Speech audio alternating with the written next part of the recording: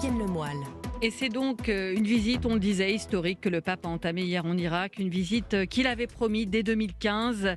Avec moi, toujours en studio, l'ancien correspondant de Journal La Croix au Vatican, Frédéric Mounier, auteur du Pape qui voulait changer l'Église aux presses du Châtelet. Et nous allons rejoindre tout de suite en Irak un de ceux qui a aidé à l'organisation de ce voyage. À haut risque, il faut redire que les conditions de sécurité ne sont pas évidentes. On a vu encore ces tirs de roquettes il y a quelques jours. Et le risque du Covid avec nous, donc, Monseigneur Golnisch, bonjour.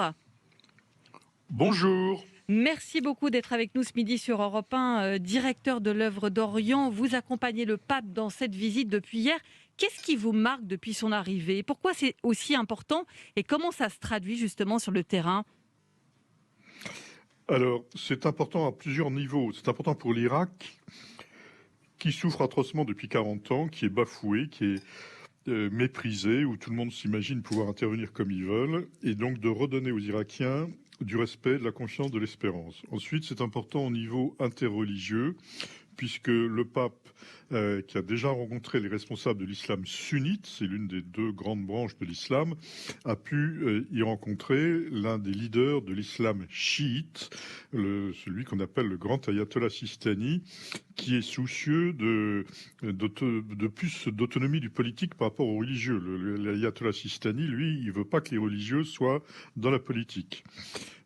Ensuite, c'est important pour la région, parce que le pape est venu dans beaucoup de pays. Il est déjà venu en Israël, en Palestine, il est venu en Égypte, et donc il est allé en Turquie, il est allé en Arménie, et donc il veut donner des messages de paix.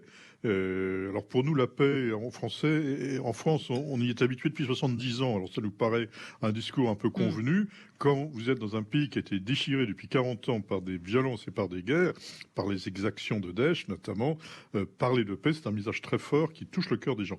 Tout ça pour aider les Irakiens à rester unis et pour aider les Irakiens à croire en leur propre pays, leur redonner confiance et donc leur redonner la possibilité d'un avenir à construire pour répondre aux besoins des nouvelles générations qui sont là et qui réclament un pays où ils pourront vivre. Justement, Monseigneur Golnisch, vous êtes dans ce pays que vous connaissez bien.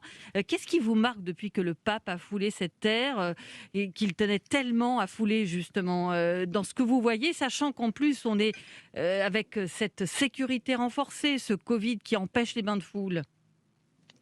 Alors, j'avoue que c'est l'une des particularités. Je suis un peu habitué aux voyages pontificaux. Jusqu'au dernier moment, j'ai craint qu'il ne soit annulé. J'ai vraiment pleinement cru quand j'ai vu le pape atterrir à Bagdad. Un pays confiné, je pense que les Français comprennent bien ce que ça veut dire. Bagdad est confiné. Donc c'est quand même très particulier. Il n'y a pas les foules habituelles à acclamer le pape. Cependant, il a été très respecté et attendu, évidemment, par les catholiques, ça va de soi, les chrétiens, mais aussi par les musulmans. Parce que, vous vous rendez, le pape, c'est une voix mondiale qui est en train de dire l'Irak a le droit d'être respecté, l'Irak a le droit de vivre, l'Irak a le droit d'envisager son avenir, l'Irak a le droit d'avancer sur le chemin de l'unité. Et ben, ces paroles-là, les Irakiens avaient envie qu'une voix mondiale vienne leur dire. Vous savez, les peuples, ils ont besoin de se sentir quand même respectés. Un peuple humilié, c'est un peuple qui risque de céder à la désespérance et à la violence. Donc ce sont des paroles de respect du pape pour tous les Irakiens. Le pape ne vient pas soutenir les chrétiens à côté des musulmans ou en dehors des musulmans, encore moins contre les musulmans. C'est quand même pas tout à fait le style du pape François. Il vient soutenir les Irakiens et il dit dans cette évolution que doit vivre l'Irak vers la paix, vers un avenir meilleur, les chrétiens pourront être des acteurs, ils pourront aussi être des bénéficiaires. Monseigneur Golnisch,